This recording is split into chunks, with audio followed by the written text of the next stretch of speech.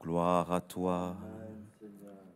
Je suis fort, fort, oui, plus qu'un vainqueur par le sang de Jésus. Je suis fort, fort, oui, plus qu'un vainqueur par le sang de Jésus, mon sauveur. Disons-le encore une fois, je suis fort, fort, oui, plus qu'un vainqueur par le sang de Jésus. Je suis fort, oui, plus qu'un vainqueur par le sang de Jésus, mon sauveur. Par le sang de Jésus, mon sauveur. On va dire par le nom de Jésus. Par le nom de Jésus, mon sauveur. C'est ton nom qui fait vibrer nos cœurs. C'est ta voix qui est un écho des cieux. Seigneur, merci parce que tu es présent au milieu de nous. Merci pour la présence de ton esprit. Merci pour la communion des saints. Seigneur, merci parce que tu es là et tu veux faire opérer des œuvres surnaturelles dans nos cœurs et dans nos vies. Seigneur, alors prends toute la place. Seigneur, nous te laissons toute la place. Nous voulons nous abaisser et que toi seul diminues. Seigneur, viens donner gloire à ton nom. Que ce rassemblement donne gloire à ton nom. Continue de donner gloire à ton nom. Je te bénis pour les chants, pour les prières. Seigneur, et maintenant nous voulons t'entendre. Parle à nos cœurs. Nous ne sommes pas venus entendre un homme, mais entendre la voix du Seigneur. Et que cette voix nous donne des forces. Merci de renouveler nos forces et de nous aider dans la marche. Seigneur, que ton esprit, qu'il y ait l'onction de ton esprit sur la suite de cette réunion. Parce que nous ne voulons pas que des choses charnelles se fassent, mais que l'Esprit de Dieu soit au contrôle. Alors conduis la suite, dirige la suite, s'il te plaît, Père. Au nom de Jésus, Amen. Gloire à Dieu. Bonsoir à tous. Soyez les bienvenus, heureux d'être ensemble dans la présence de notre Dieu. Dimanche, on était ensemble au culte, le pasteur Sakli était à Évreux. Et ce mardi, je suis là, je suis content d'être à Coville. C'est ma maison également. Et je suis heureux, et c'est un privilège. Vous savez, moi je sers Dieu en me disant que je ne suis pas digne de le servir. J'ai cette pensée en moi, je ne me sens pas capable. Et lorsqu'on se tient ici, alors qu'il y a eu des orateurs et des prédicateurs et des pasteurs qui ont marqué leur temps, on vient avec beaucoup d'humilité, beaucoup de crainte, beaucoup de tremblement. Mais on fait confiance au Seigneur, parce que la force est en lui, la puissance est en lui. J'aimerais vous partager une pensée. Et normalement, si j'ai bien exercé le ministère, vous sortirez d'ici un peu frustré. Comme moi, j'ai été frustré en méditant. Il y a tellement de choses à dire, tellement de choses à apprendre. Et je pense que je n'aurai pas suffisamment le temps, mais je vais regarder le chrono. Et si je ne finis pas, il y en a qui seront frustrés. Et si vous êtes frustrés, alléluia. Vous irez chez vous et vous méditerez. Le thème que je vous propose pour ce soir, c'est Jésus est l'alpha et l'oméga. Quelles implications pour ma vie? Le fait qu'il soit l'alpha et l'oméga, qu'est-ce que cela veut dire pour moi? Qu'il soit le premier et le dernier, qu'est-ce que cela veut dire pour l'Église, pour la communauté de croyants que nous sommes? Et je vous dis d'avance, et je le dis encore, vous serez frustrés parce que soit je vais aller trop vite, soit je ne dirai pas tout. Mais je prie pour que le Seigneur mette une seule parole dans nos cœurs qui nous donnera de la force, de l'énergie, comme cette méditation m'a donné de la force et de l'énergie. 2 textes ont inspiré ce partage. Le premier texte se trouve en Apocalypse, même si c'est repris 3 fois dans le livre d'Apocalypse. C'est Apocalypse chapitre 1er, le verset 8. Et c'est une parole, une déclaration forte et majestueuse du Seigneur Jésus. Il dit « Je suis l'alpha et l'oméga, le commencement et la fin, dit le Seigneur, celui qui est, qui était et qui vient, le Tout-Puissant. » Il dit qu'il est l'alpha, l'oméga, le commencement et la fin, celui qui est. Il est. Celui qui était et celui qui vient. Il est le Tout-Puissant.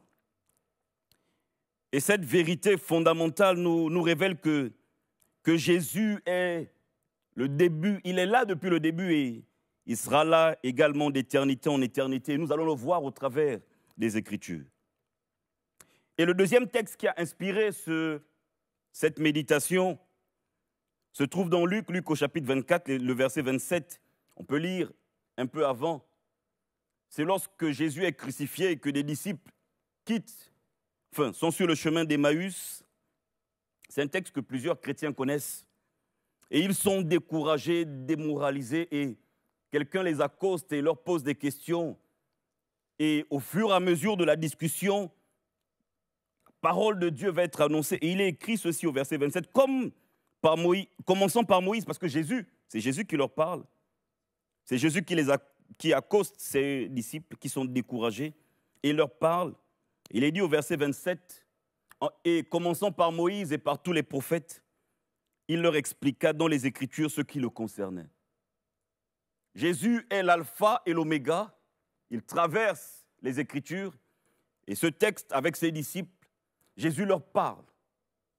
Il leur parle de lui depuis les Écritures, depuis les textes, les premiers textes. Et cela va réjouir les disciples. Moi, j'aime ce que ça produit après dans leur cœur. Ce que ça produit dans leur cœur, c'est la joie. Ils passent du découragement à cette espérance forte et puissante, à cette espérance profonde. La Bible témoigne de Jésus. Il est le commencement de toutes choses et l'accomplissement parfait du plan de Dieu. Et dans les Écritures, on voit qu'il est l'alpha et l'oméga de la révélation divine. Et j'ai surligné ces expressions. Jésus est présent dans la Bible. Jésus est actif dans la vie du croyant et dans la Bible. Jésus n'est pas absent. Et il joue un rôle qui est central pour la vie des croyants et la vie de l'Église. Jésus est l'alpha et on le voit depuis la création. Au commencement, Dieu créa les cieux et la terre. Et je vais vous épargner tous les récits de la création parce que je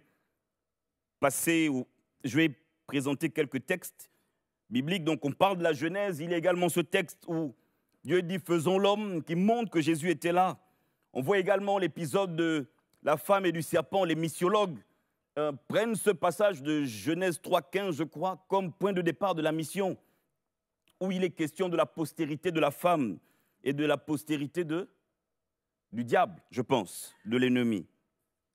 Mais Jean donne aussi une affirmation qui est explicite. Jean chapitre 1er, à partir du verset 1er, dit « Au commencement était la parole, et la parole était avec Dieu, et la parole était Dieu. Et au fur et à mesure, elle était au commencement avec Dieu. Toutes choses ont été faites par elle, et rien de ce qui a été fait n'a été fait sans elle. » Et au fur et à mesure du chapitre 1er de Jean, on voit qu'il s'agit de Jésus, qui est au commencement, qui est là, qui est l'alpha, qui sait toutes choses. Et Colossiens chapitre 1er, le verset 16, renforce cette vérité en déclarant « Car en lui ont été créées toutes choses qui sont dans le ciel seulement. » Non, je vais voir si vous ne dormez pas et si vous n'êtes pas fatigué. Si vous êtes fatigué, c'est normal, la journée était longue. Vous savez, dans les nuits de prière au Gabon, ça m'amusait. Parce qu'il y avait des gens qui travaillaient depuis le matin jusqu'au soir, à 22 heures, le vendredi soir, ils arrivaient pour faire passer la nuit de prière. Et à 3 heures du matin, ceux qui dirigeaient les nuits de prière avaient l'impression que les gens commençaient à dormir. Et puis, il y a un groupe de personnes qui commençaient à chasser les esprits de sommeil. Et moi, je les arrêtais en disant non, qu'à 3 heures du matin, après une longue journée, on soit fatigué, c'est normal. Et qu'à 7 heures, si vous soyez fatigué, pour certains, c'est normal.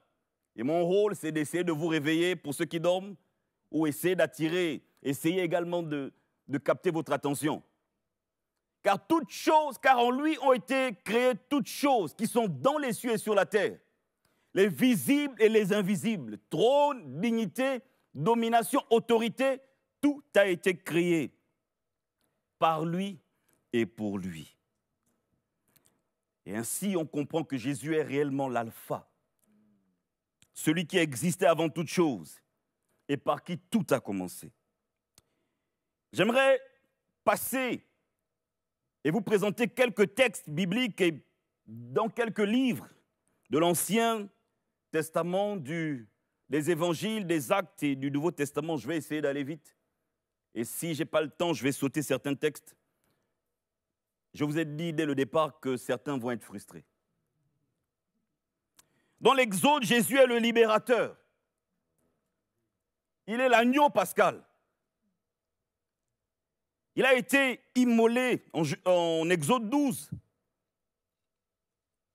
Et on a pris un agneau sans défaut et il fallait mettre le sang sur les linteaux et ce sang les a protégés. Il initie la délivrance de son peuple en esclavage. Et comme l'oméga, c'est l'alpha, il initie. Et comme l'oméga, Jésus va verser son sang pour la délivrance de son peuple à la croix. L'apôtre Paul va affirmer une chose forte. Il va dire en 1 Corinthiens 5, 7, « Christ, notre Pâque. » Oui, merci. Faites disparaître le vieux levain afin que vous soyez une Pâque nouvelle, puisque vous êtes sans levain, car Christ, notre Pâque, a été immolé. En faisant référence à ce qui s'est passé dans l'Exode. De la même manière que le sang de Christ, de la même manière que le sang de l'agneau sans défaut, par l'obéissance de Dieu, a protégé les Israélites lorsqu'ils étaient en Égypte, en Exode. De la même manière, le sang de Christ, le sang parfait, nous protégera du jugement éternel. Dans le Lévitique, il est le sacrifice parfait. Il est le souverain sacrificateur. En tant qu'alpha, il est celui qui établit le système de sacrifice. Parce qu'il fallait qu'il y ait un moyen temporaire d'expiation des péchés. Et en tant qu'oméga, il a accompli le sacrifice parfait. Jésus a accompli le sacrifice parfait. Le système lévitique n'était que le commencement. Mais Christ a accompli le sacrifice parfait. Vous savez, moi je viens d'une région, d'un pays où il y a encore des animistes et où on égorge encore des poules des fois. Pour faire je ne sais pas quoi, pour calmer lorsqu'on a l'impression qu'un esprit est agité, un esprit méchant et mauvais. Les gens égorgent des poules, les jettent. Mais nous savons qu'on n'a plus besoin de faire ces sacrifices. Parce que le sacrifice parfait a été accompli par Jésus. Dans Nombre, il est celui qui est élevé. Et j'aime cette histoire. Dans le livre de Nombre, en tant qu'alpha, il établit la notion de salut de façon prophétique. Vous savez, quand il y a l'histoire de Nombre, Jésus va en parler. Il dit, et comme Moïse éleva le serpent dans le désert, il faut de même que le Fils de l'homme soit élevé afin que quiconque croit en lui ait la vie éternelle. Jean chapitre 3, les versets 14, 15, on peut lire jusqu'au verset 16 et 17. Il dit, comme Moïse a élevé le serpent dans le désert, rapidement cette histoire est terrible. Les enfants d'Israël vont, je pense, faire ce qui déplaît à Dieu et des serpents brûlants vont venir et vont mordre les enfants d'Israël. Il y aura des morts, des malades, des cris et des grincements de dents. Moïse va supplier Dieu. Et Dieu va dire, fabrique un serpent d'airain et lève-le. Tous ceux qui regarderont ce serpent seront guéris. Et Jésus va faire référence à cette histoire en disant, de la même manière que Moïse a élevé le serpent dans le désert, de la même manière, il faut que moi, Jésus, je sois élevé, afin que quiconque croit ne périsse pas, mais soit guéri, soit sauvé, soit protégé, afin que les morsures de l'ennemi soient guéries. Bien-aimés, j'ai une révélation prophétique pour vous. C'est que même quand l'ennemi nous mord, même lorsque nous sommes affligés, même lorsque on a l'impression que plus rien n'ira et que notre cœur est brisé, déchiré, et que notre fond intérieur est meurtri, j'en connais un qui peut guérir jusqu'au mot extrême. Et Jésus a préparé le salut dès le départ. De la même manière que Moïse a élevé ce serpent, Jésus devait être élevé. Et Jésus a élevé. Voilà pourquoi on regarde à la croix. Nos yeux sont tournés vers la croix. Je n'ai pas peur parce que mon regard est tourné vers la croix. Jésus est l'alpha et l'oméga. Et c'est ça ma conclusion, c'est tournons nos regards vers lui. Parce qu'il est au début et il est à la fin. Et au milieu, il est là également. Dans Josué, il est le capitaine de notre salut. Il est celui qui dirige l'œuvre, qui conduit le peuple à la terre promise. Dans cette terre promise terrestre. Mais Jésus nous conduira dans notre héritage éternel. Il nous gardera sur la terre. Vous savez, en théologie, lorsqu'on étudie ce qu'on appelle la théologie de Jean, la théologie joannique, on parle de l'évangile de Jean et les épîtres de Jean. On dit que Jean considère que la vie éternelle débute dès lors qu'on a accepté Jésus. J'ai accepté Jésus, je marche en nouveauté de vie avec lui. Et ma vie est en sécurité avec lui. Dans les livres de Samuel, des rois et des chroniques, il est le roi éternel de la lignée de David. On l'appelle fils de David. C'est son appellation messianique également. On peut le voir dans 2 Samuel, au chapitre 7. Et quand l'ange Gabriel va venir vers Marie pour la réconforter, parce que Marie avait été identifiée pour porter le salut, il parle de Jésus, il dit, il sera grand, il sera appelé fils du Très-Haut, et le Seigneur Dieu lui donnera le trône de David, son père. Comme pour dire à Marie, celui que vous attendez, le fils de David, le Messie, c'est celui qui sera là. Il régnera sur la maison de Jacob éternellement, et son règne n'aura point de fin. Le règne de Jésus n'aura point de fin. Et il établit cela, la royauté.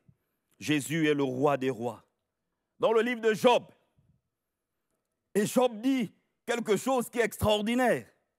Au milieu de la souffrance extrême, il a une confession prophétique, une confession extraordinaire. Il dit qu'au milieu de tout ce que vous pouvez dire, au milieu de toute la souffrance que j'endure et que je subis, mais je sais que mon Rédempteur est vivant et qu'il se lèvera le dernier sur la terre.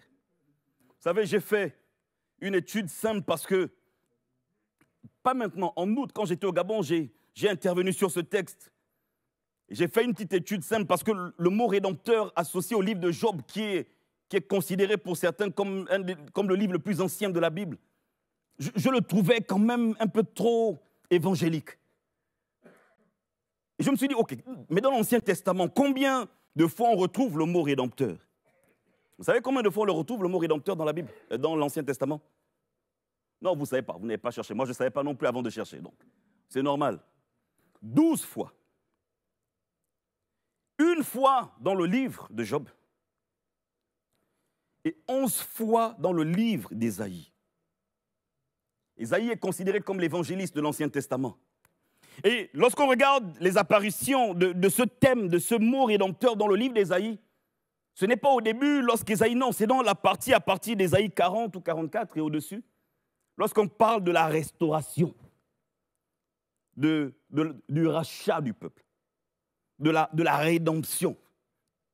de la restitution, du Dieu qui vient rendre à son peuple, du Dieu qui vient pour aider son peuple.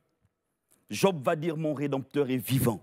Et je pense que j'ai un texte d'Ésaïe également qui parle de ça, du Rédempteur, de celui qui rachète. Lorsqu'on était à Rive-Droite, un dimanche après-midi pour l'évangélisation, et je posais la question, qui est Jésus pour vous? C'était qui? Monsieur Capron. Il a dit, Jésus est mon Rédempteur. Il y en a qui disaient, Jésus est mon Sauveur, il est mon Père. Et il y a cette notion-là. Dans Job, au milieu de la souffrance, il a cette confession puissante. Je sais que ça ne va pas comme je veux. Je sais qu'on m'abandonne. Mais je sais que mon Rédempteur est vivant et qu'il se lèvera le dernier. Dans les psaumes, Jésus est omniprésent comme le berger. Psaume 23 comme le roi, le psaume 2. Et comme le serviteur souffrant au psaume 22. Et le psaume 22 est un psaume messianique. Et lorsqu'on l'étudie, on réalise qu'au verset 1er, le verset 1er du psaume 22 débute par une phrase, la phrase que Jésus a dite à la croix. Mon Dieu, pourquoi m'as-tu abandonné? Verset 1er. Mais il se termine par une confession puissante, au verset 28, qui montre que la domination appartient à Dieu. La domination appartient à l'Éternel, si tu peux l'afficher, si on l'a, verset 28. Car à l'Éternel appartient le règne, et il domine sur les nations. Dans Ésaïe, Jésus est le serviteur souffrant. Il est Emmanuel, Dieu au milieu de nous. Quelle révélation puissante. Au temps où Ésaïe parle, Dieu est lointain. Dieu se trouve sur les montagnes, sur les grottes. Mais là, Ésaïe amène une révélation que nous, qu'on pratique aujourd'hui, qu'on a aujourd'hui. C'est que la volonté de Dieu, c'était d'habiter au milieu de nous. Là où 2 ou 3 sont assemblés en son nom, il est à la porte de l'église. J'aime comment Antoine a levé sa tête. Il y a des gens qui ont levé leur tête, mais qu'est-ce qu'il raconte lui? Il est au milieu de nous. Il est dit également que Jésus a été blessé pour nos péchés, brisé pour nos iniquités. Ésaïe 53, c'est simplement une révélation puissante. Il est également le premier et le dernier. Et Ésaïe 44, verset 6. J'ai un peu évoqué cela tout à l'heure. On voit que Jésus s'attribue. Enfin, on voit que l'attribution alpha oméga de Jésus est répétée ici. Ainsi parle l'Éternel, roi d'Israël, et son Rédempteur, l'Éternel des armées. Je suis le premier et je suis le dernier. Point final. Point final. Virgule. Et hors de moi, il n'y a point de Dieu.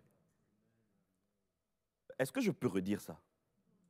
Hors de moi, il n'y a point de Dieu. Comme pour dire, ne regardez ni à gauche ni à droite. Dieu, c'est moi. Pas moi, Jude, mais je me mets à la place.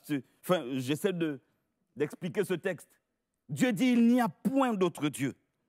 En Daniel, je vais aller vite, il est le Fils de l'homme. On voit qu'il est la domination, qu'il règne. La domination et la gloire éternelle sont à lui.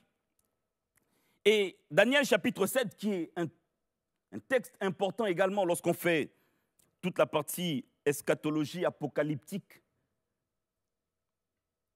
il est parlé en Daniel 7, 9 de l'ancien des jours.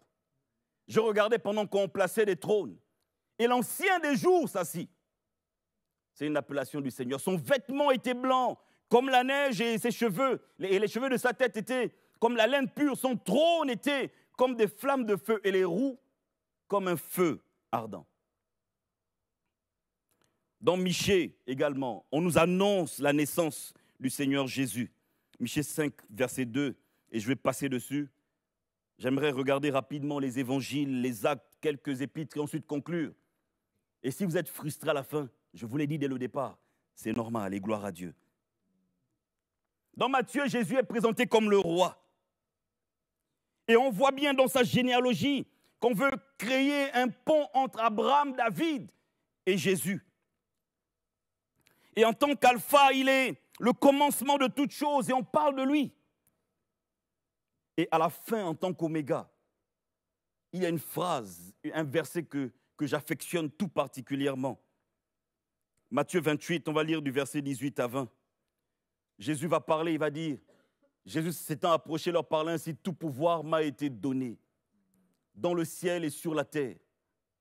Allez, faites de toutes les nations des disciples, baptisant au nom du Père, du Fils et du Saint-Esprit. Enseignez-leur, observez tout ce que je vous ai prescrit. Et voici, je suis avec vous tous les jours, sauf le mardi soir. Je suis avec vous tous les jours, jusqu'à la fin de l'année 2025. Non, tous les jours, jusqu'à la fin du monde.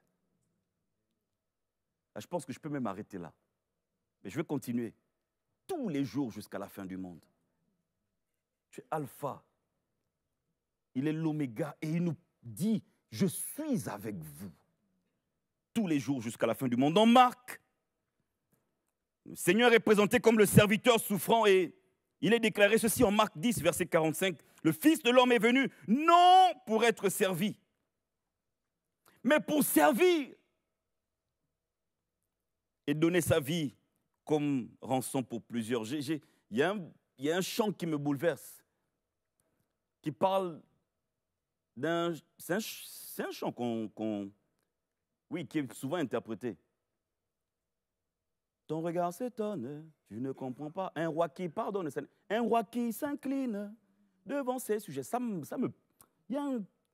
train de travailler dans ma tête. Je suis en train de préparer une méditation autour de ça. Un roi qui s'incline, ça n'existe pas.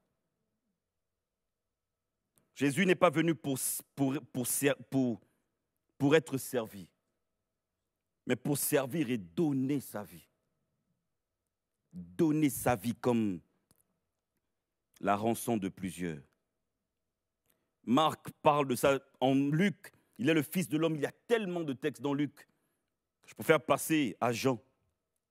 Jean également parle de Christ en termes élogieux.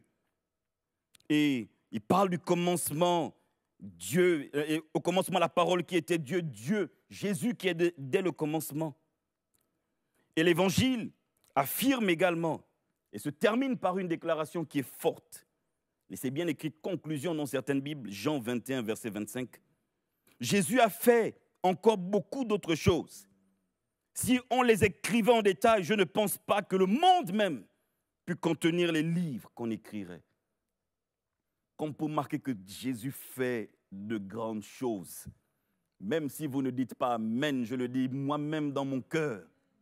Jésus fait de grandes choses. Même si on ne voit plus et on a l'impression que les miracles sont terminés, moi je sais que mon Dieu, notre Dieu, fait encore de grandes choses aujourd'hui. Sa main est étendue. Dans les livres des Actes, il envoie son esprit, il est considéré comme le ressuscité. Le royaume de Dieu, c'est Paul qui en parle. Acte 28, verset 31 vers la fin. Le royaume de Dieu est enseigné ce qui concerne Jésus-Christ en toute liberté. Oui, Paul montre qu'il faut continuer à faire l'œuvre.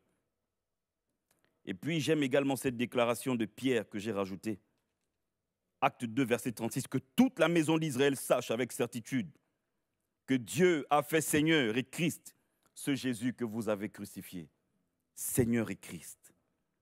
En Romains, il est notre justification. Il est celui qui initie le salut et qui l'accomplit.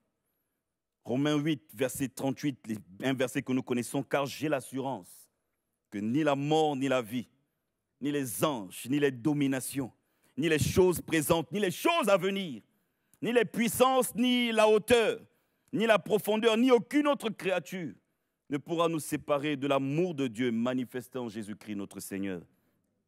En 1 Corinthiens, il est la sagesse de Dieu, le dernier Adam. Dans Galates, il est notre liberté qui nous a franchis de la loi. Dans Philippiens, il est celui qui s'est humilié que Dieu a élevé. Philippiens chapitre 2, à partir du verset 4, que chacun de vous, au lieu de considérer ses propres intérêts, considère aussi ceux des autres. Ayez en vous les sentiments qui étaient en Jésus-Christ, lequel existant en forme de Dieu, n'a pas regardé comme une proie à arracher d'être égal avec Dieu, mais s'est dépouillé lui-même, prenant la forme d'un serviteur, en devenant semblable aux hommes, et ayant paru comme un simple homme. Il s'est humilié lui-même, se rendant obéissant jusqu'à la mort, même jusqu'à la mort de la croix. C'est pourquoi aussi Dieu l'a souverainement élevé et lui a donné le nom qui est au-dessus de tout nom, afin qu'au nom de Jésus, tout genou fléchisse, dans les cieux, sur la terre et sous la terre, et que toute langue confesse que Jésus-Christ est Seigneur. Dans Colossiens, la plénitude de la divinité habite en lui. Colossiens chapitre 2, à partir du verset 6.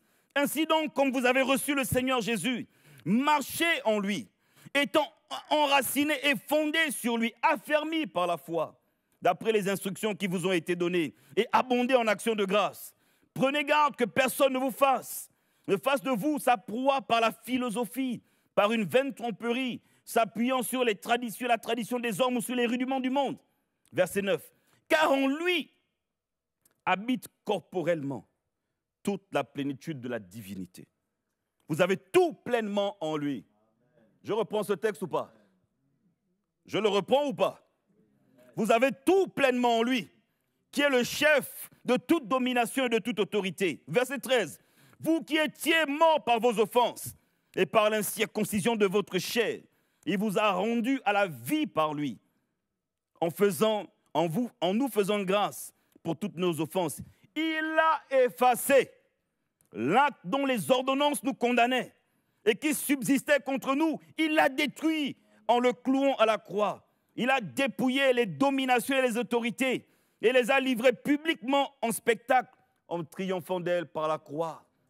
Voilà pourquoi au nom de Jésus, nous avons autorité sur les démons. Si un démon vous embête, mettez votre vie en règle, mettez votre vie en ordre et ensuite chassez le démon au nom de Jésus. Si les esprits méchants embêtent les nôtres, demandez aux nôtres de mettre leur vie en règle, en ordre. Et au nom de Jésus, nous avons le pouvoir de chasser les démons. Dans Hébreu, il est dit Jésus-Christ est le même hier, peut-être aujourd'hui, et on ne sait pas éternellement. Il n'y a pas de peut-être. Jésus-Christ est le même hier, aujourd'hui. Il y en a qui me regardent. Aujourd'hui, il est le Seigneur des Seigneurs. En 1 Pierre, il est l'agneau sans tache. Dans Jean, il est l'amour incarné. Jean chapitre 1er, il faut que je termine. Jean chapitre 4, verset 9. Dieu a envoyé son Fils, unique dans le monde, afin que par lui, nous ayons la vie. Je vais terminer avec l'Apocalypse. Je n'irai pas plus loin. Dans le livre de l'Apocalypse, et là, il y a cette notion qui revient encore avec force. Jésus qui est l'alpha et l'oméga, qui est le premier et le dernier. On l'a lu déjà, Apocalypse 1er, verset 8. Jésus montre sa divinité et nous prépare à une vision glorieuse de lui lorsqu'on lit l'Apocalypse, parce que c'est en introduction. Au chapitre 22, verset 13, il dit encore « Je suis l'alpha et l'oméga, le premier et le dernier, le commencement et la fin. » Apocalypse 22, verset 13, commencement et la fin, merci. Et à la fin également, il le dit 3 fois dans ce texte d'Apocalypse. Et en Apocalypse 19, non, Apocalypse, avant c'était 21, verset 6, pardon. Et là c'est Apocalypse, oui, 21, verset 6, c'est important de le lire. Apocalypse 21, verset 6. Je suis l'alpha et l'oméga, le commencement et la fin. À celui qui a soif, je donnerai de la source d'eau de la vie, gratuitement. Il montre qu'il a d'innombrables richesses pour nous. Ce qui est bien dans l'Apocalypse, c'est que on voit également que Jésus, qui est considéré comme l'alpha et l'oméga, comme celui qui a toute autorité d'éternité en éternité. Apocalypse 19, verset 6, parle de lui. Après avoir décrit comment il est et qui il était, il dit, 19, verset 6. En tout cas, parle de lui avec cette inscription, le roi des rois et le seigneur des seigneurs sur une partie de son corps dans cette révélation. Apocalypse 19, verset 16, pardon. Jésus est décrit comme le roi des rois et le Seigneur des seigneurs. Vous savez ce qui a valu qu'il soit loué et adoré? Lorsqu'on lit Apocalypse 4 et Apocalypse 5, on parle de l'agneau qui a été immolé. Et les êtres célestes le louent et l'adorent parce qu'ils réalisent ce qu'il a accompli. Ce qu'il a commencé à accomplir et ce qu'il accomplira. Et il dit au verset 13 du chapitre 5 d'Apocalypse, à celui qui est assis sur le trône et à l'agneau soit la louange, l'honneur, la gloire et la force au siècle des siècles. Jésus, l'alpha et l'oméga, quelle implication pour ma vie? Quand on regarde les textes et on se rend compte qu'il est là, il est présent, il a toute autorité, il a tout pouvoir, et qu'il est constant, et qu'il l'est encore aujourd'hui, et qu'il nous prépare une place dans l'éternité. Je ne vais pas lire ce que j'ai écrit, et je vais conclure avec simplement ce que j'ai retenu moi. Qu'est-ce que ça m'apporte? Qu'est-ce que ça implique? La première chose que ça implique dans ma vie, c'est que je réalise qu'il faut que j'apprenne à le connaître. Et qu'au travers des Écritures, je peux le connaître davantage. Et qu'il faut que je creuse davantage. Et quand je faisais cette méditation, j'ai supprimé tellement de choses, mais une phrase reste dans ma tête, c'est « Parce que Jésus est l'alpha et l'oméga, et qu'il est le commencement et la fin,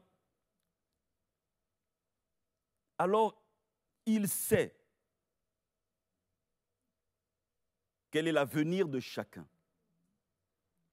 Il ne fait rien au hasard. Il sait ce qu'il faut pour la vie de chacun. Parce qu'il est l'alpha et l'oméga, je peux lui faire confiance parce que rien ne lui échappe. Il ne laisse rien au hasard. Lorsqu'on lit ces textes et lorsqu'on fait ces regroupements, on se rend compte qu'il y a un plan qui est établi pour l'Église. Il y a un plan qui est établi pour Israël. Il y a un plan qui est établi pour les communautés, pour les familles. Et il y a également un plan qui est établi pour nos vies de façon individuelle. Dieu a un plan pour nous. Je n'ai pas entendu vos amens. Dieu a un plan pour chacun de nous de façon individuelle. Dieu nous connaît par nos noms. Dieu connaît le nombre de cheveux qu'il y a sur notre tête. Et pour ceux qui n'ont pas de cheveux, ce n'est pas grave. Dieu nous connaît quand même. Dieu sait quand on se lève, quand on tombe. Il sait toutes choses. Parce qu'il est l'alpha et l'oméga. Et qu'il traverse les âges, les récits, l'histoire de l'Église. Je peux lui faire confiance. Parce que je sais que ma vie est entre de sûres mains. Je veux que tu sois l'alpha et l'oméga de mon cœur, Seigneur. Révèle-toi davantage à moi. Je sais que tu n'abandonnes personne. Chacun de nous, Dieu a un plan pour chacun. Et Christ a toute autorité. Et ce que nous devons faire, c'est le louer. Faire comme les êtres célestes qui réalisent son œuvre, qui se mettent à genoux, qui le louent, qui l'adorent, qui s'abandonnent à lui. Abandonnons-nous totalement à Christ. Tournons nos regards vers lui, parce qu'il est l'alpha et l'oméga.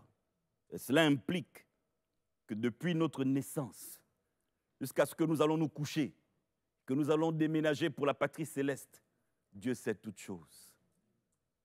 Et que si le Seigneur nous laisse dans notre état de maladie, d'épreuve, il sait pourquoi. Parce que Dieu a toute autorité pour nous guérir en un claquement de... Même avant le claquement, il a déjà guéri. Puis des fois, on voit des choses et on se dit, mais Seigneur, pourquoi? Au lieu de dire pourquoi, des fois, on peut dire pourquoi. Mais après avoir dit pourquoi, on doit réaliser qu'il est l'alpha, il est l'oméga. Et le louer, l'adorer, le célébrer, nous confier totalement à lui, parce qu'il est digne. Est-ce qu'on peut prier?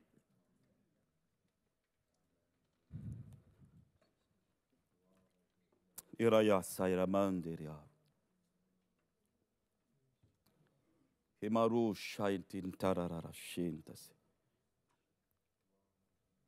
Seigneur, après avoir étudié, Seigneur, je suis simplement reconnaissant. Après avoir réalisé, au travers de ta parole, que tu es l'alpha et l'oméga. Tu es le premier et le dernier. Tu es l'auteur de la foi et le consommateur de la foi. Après avoir réalisé que nos vies sont entre tes mains, que tu as un plan, Seigneur, pour les nations, pour l'Église et pour les individus, pour les familles également. Je veux simplement te confier nos vies. Te confier nos vies. Nous ne voulons pas mettre notre confiance dans l'argent, dans l'or. Nous ne voulons pas mettre notre confiance dans notre intelligence. Nous ne voulons pas mettre notre confiance, Seigneur, dans ce qui périt. Nous ne voulons pas mettre notre confiance dans les faux dieux. Mais tu es le Dieu vivant et vrai. Et hors de toi, il n'y a point d'autre Dieu. Et nous voulons tourner nos regards vers toi. Parce que tu ne laisses rien au hasard. Depuis le commencement jusqu'à la fin, tu es là, Seigneur. Et depuis le commencement de nos vies jusqu'à la fin, tu seras là. Tu es là et tu seras là. Pour l'Église également, tu es là et tu seras là. Pour ma famille, Seigneur, je sais que tu seras là. Je te loue parce que tu gardes ma famille au loin et tu gardes nos familles, Seigneur. Nous n'avons pas de pouvoir, d'autorité, mais nous appartenons à celui qui a tout pouvoir et toute autorité. Et tu ne permettras pas que nos pieds chancellent. Tu ne permettras pas, Seigneur Jésus, qu'on s'éloigne de toi. Si quelqu'un s'est éloigné de toi, ramène-le, Seigneur, s'il te plaît. Nous voulons que toi seul continues de te révéler, comme tu l'as fait pour les disciples d'Emmaüs. Révèle-toi à nous, Seigneur Jésus. Car à toi, en toi sont cachés tous les mystères. Et nous voulons continuer à nous attacher à toi. Révèle-toi à nous par ton esprit. Que nous soyons enflammés par l'Esprit de Dieu et que nous soyons renouvelés par l'Esprit. Renouvelle-nous, Seigneur. Restaure-nous, qu'il y ait un renouveau dans l'Église, afin qu'on soit, Seigneur, fondé sur toi, enraciné sur toi. Merci de nous faire grâce. Tu sais, Seigneur, quelles sont les épreuves des uns et des autres. Mais tu es l'alpha et l'oméga. Même dans nos épreuves, nous voulons crier comme Job. Mais je sais que mon Rédempteur est vivant et qu'il se lèvera le dernier. Merci de mettre cette espérance en nous, Père. Dans le nom de Jésus, Amen.